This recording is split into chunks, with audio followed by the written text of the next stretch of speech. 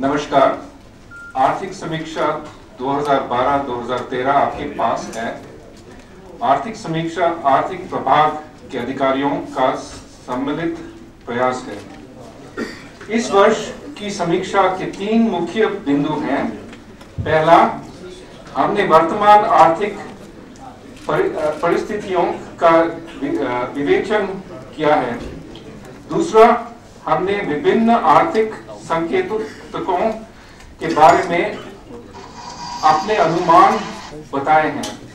और तीसरा, हमने उन चुनौतियों का वर्णन किया है जिनसे निपटना आर्थिक विकास की दर को गति देने के लिए आवश्यक है। Now, having spoken in Hindi, I am going to switch to English. Good afternoon. The economic survey is prepared by the staff of the economic division along with external consultants. Some of the authors are seated here with me. Others who have worked very hard on it are in the front row. The survey is a result of all their hard work. Now, as you know, after recovering quickly from the global financial crisis, the Indian economy has decelerated, growing at 6.2% and an estimated 5% in 2011-12 and 2012-13 respectively. Now, the question that many of you have is, why have we slowed? Essentially, it is due to a combination of factors, both external and domestic, with the predominant weight on the domestic factors. The boost to demand given by the monetary and fiscal stimulus following the global financial crisis, coupled with supply-side constraints, led to higher inflation, and we had a powerful monetary response which slowed consumption. The annual growth of private final consumption expenditure declined considerably to 4% in 2012-13 from 8% in the previous year. Corporate and infrastructure investment also slowed as a result both of policy bottlenecks as well as the tight monetary policy, with corporate sector investment declining by 2.8 percentage points of GDP in 2011-12. We also had external factors, the faltering global growth due to the euro crisis and uncertainty over fiscal problems in the United States. That, coupled with a weak monsoon, at least in its early phase, were further hits to a slowing economy. So these are the various reasons we have slowed, and partly as a result of the slowdown, government revenues could not keep pace with the spending, which was exacerbated by higher subsidies. The net result has been a higher fiscal deficit and reduced government savings. Household financial savings also fell sharply to 8 percentage points of GDP in 2011-12 from 10.4% in the previous year. With both government and private savings shrinking significantly, and with only a moderate fall in overall investment, the current account deficit, which, as you know, is the investment that we cannot finance with domestic savings, but has to be financed by borrowing from abroad, that current account deficit widened to 4.2% of GDP in 2011-12 and to 4.6% of GDP in the first half of 2012-13, exceeding 5% in the last quarter. We have to bring the twin deficits down to reduce the scale of our external as well as our internal borrowing. WPI inflation has come down in recent months. The last reading was 6.6% year-on-year in January 2013, down from a high of 9.9% in October 2011. But CPI inflation continues to be in double digits, which is worrisome, owing partly to high food inflation and the high weightage of food in the CPI basket. So put it all together, a high fiscal deficit, falling investment, falling savings, a high current account deficit, and high consumer price inflation, all in an environment of very moderate and uncertain world growth, as well as jittery global investors, it all suggests the urgent need for macroeconomic stabilization. India is in a difficult situation.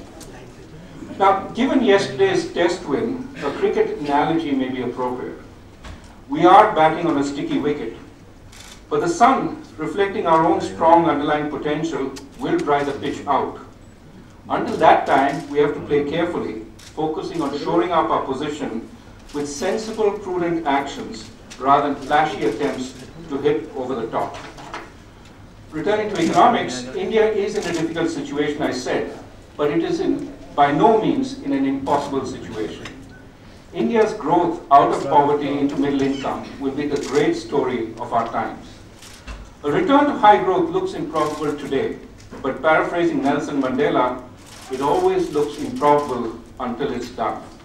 There should be no doubt that we have both the strategy as well as the underlying fundamentals to get back on track. What we need is continuing action, and what we have to be wary of is complacency.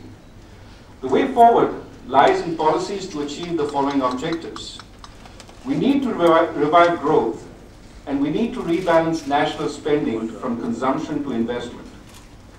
Amongst other things, this requires increasing government savings, especially by reducing distortionary subsidies. Those of you who've already been through the survey may see box 1.3 in chapter 1 on who gets the subsidies associated with gas cylinders. I'm sure it will make an interesting read.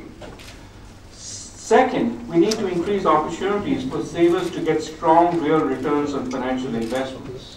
Box 1.2 in chapter 1 links gold purchases to high inflation and low returns on financial assets. And box 1.4 offers explanations for the decline in financial savings. Lower inflation will help improve returns for savers and will help again increase financial savings. The third thing we need to do is remove bottlenecks to investment and job creation. Box 1.1 in chapter 1 describes some of the reasons why certain projects have stalled. We need to remove the bottlenecks to large investments, and I'm hopeful that the Cabinet Committee on Investment will make an enormous difference here. Large investments, once they start up again, will produce orders for small companies, but we also need to directly encourage the growth of small and medium-sized firms in the economy.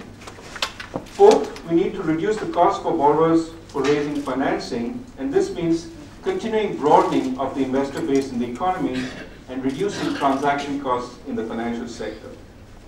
The second big thing we need to do, apart from reorienting spending and encouraging growth, is to contain inflation, both through monetary measures as well as through supply-side measures.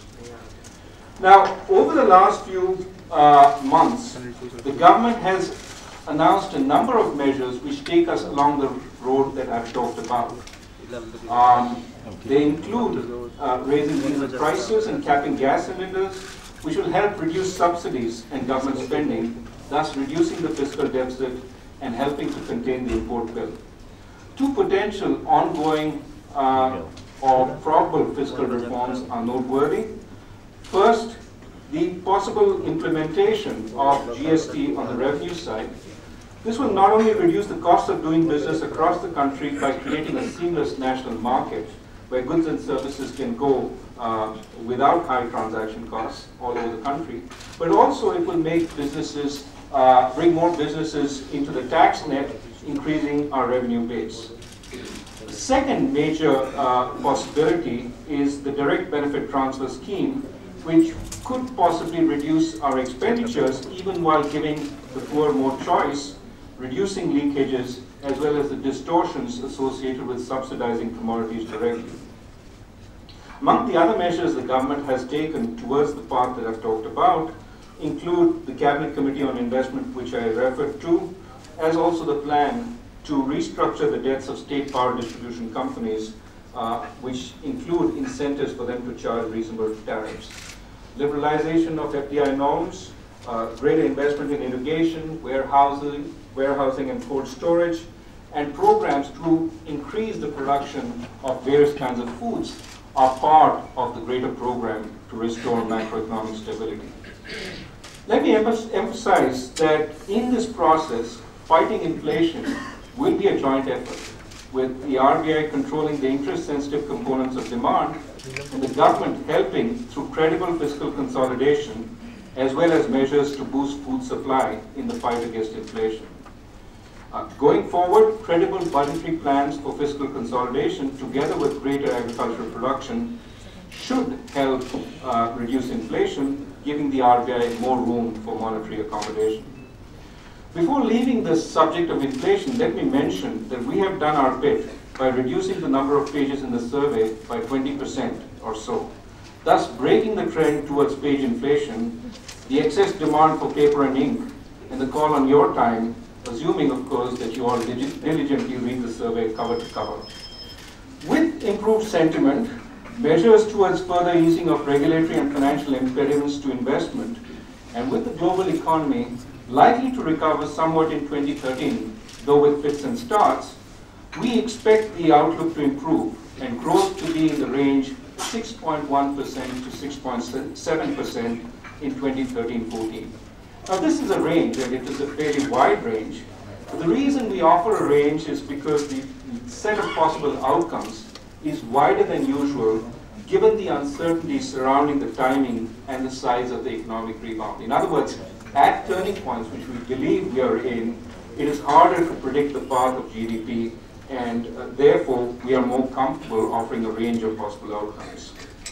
Let me turn finally to chapter 2, in which we talk about the medium-term challenges that are important for this economy, more specifically the challenge of seizing the demographic dividend. Now, even though the current environment is somewhat difficult, as I stated, the future holds tremendous promise for India, provided, of course, we can seize the demographic dividend. Nearly half the additions to the Indian labor force over the period 2011 to 30 will be in the age group 30 to 49, which presumably accounts for about 95% of this room. The medium-run question addressed in Chapter 2 is where will good jobs come from for the millions of youth who will be entering the labor force in this country or leaving agriculture to go to jobs in industry and services. Now, more than half the population today depends on agriculture, but the experience of other countries which we document in that chapter suggests that the number of people in agriculture will shrink rapidly, especially if we follow the path in other countries, but also if per capita incomes in agriculture are to go up substantially. Now, under an assumption of unchanged policies and parameters, if India's share of employment in agriculture declines, as did China's over a similar period, and even if more youth enter the labor force and we reach the demographic dividend, we should be relatively okay. We will be able to place almost all those entering the labor force in jobs by 2020, provided everything goes as it has been going over the last 10 years. At first glance, therefore, that suggests little cause for alarm. But the chapter goes on to suggest two reasons we need to be concerned going forward and why we need to increase the emphasis on policies to create good jobs. First, even small changes in assumed parameters lead to a worrisome shortfall of jobs. For example, as more women enter the labor force after receiving a good education and look for jobs outside the household, labor participation rates naturally increase. They've increased in many other countries who had a similar experience, who had a similar path as India's. With even a small change, a small increase in participation rates, the number of jobs that we need to create to accommodate these people looking for jobs will go up into the tens of millions. And that is a source of concern. We need to up the rate of job creation to absorb those people. Second, even if everyone gets jobs, following the pattern that we've had over the last decades, too few people are getting jobs in the highly productive service sector, while too many people are getting jobs in the low productivity segments of industry. So the challenge for the country is to create the conditions for faster growth of good productive jobs outside of agriculture, especially jobs in organized manufacturing and in services, even while we spend time and effort increasing productivity in agriculture. So there's a lot to be done, and the chapter calls for reforms in various areas, some of which are already underway. Clearly, we need to examine the regulations that govern small business so that the costs of entry, growth, and exit are reduced. Too many businesses in India stay small too long and don't have the incentive to grow. Instead, we should focus on incentivizing them to grow, and box 2.4 in that chapter looks at it. We also need to ensure adequate protection and minimum safety nets for informal workers, even while increasing labor flexibility. Too many Indian workers go unprotected and don't have even the minimal set of protections and insurance. We have to also build out infrastructure like the industrial regions in the Delhi-Mumbai industrial corridor that can be easily used by small and medium enterprises with minimal overhead and setup costs. In other words, we have to reduce the costs of doing business. We have to expand access to finance, and we have to build human capital, including vocational training and apprenticeship programs. Now, a number of these are issues that the government is seized with, is working on. We need to continue that work. Let me end by stating categorically that the best form of inclusion is a good job. Therefore, the benefit of rising to the challenge of job creation is decades of strong and inclusive growth. Now, the survey has a lot more. The summary that you have with you should hopefully whet your appetite and make you look for more. That said, all of us are open for questions.